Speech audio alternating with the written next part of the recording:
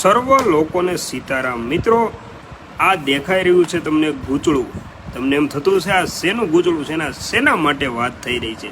તો મિત્રો, આજે હું તમને બતાવવાનો છું પથરીનો એકદમ પથ્થર તોડ ઈલાજ। તમે આ પ્રયોગ એક વખત કરી નાખશો તો તમને ગમે તેવી પથરી થઈ હશે તે જળમૂળમાંથી પેશાબ વાટે બહાર નીકળી જશે। જ્યાં મિત્રો હું તમને વાત કરી રહ્યો છું આ દેખાઈ રહ્યા વાળ જેવા રેસાની।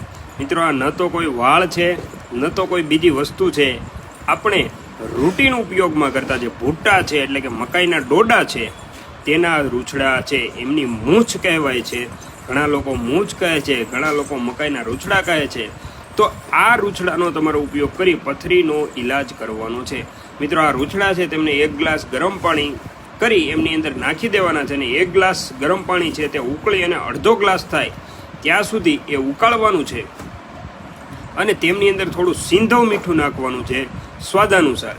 પછી જે પાણી તૈયાર થાય છે એ તમારે ગાળી અને પી લેવાનું છે।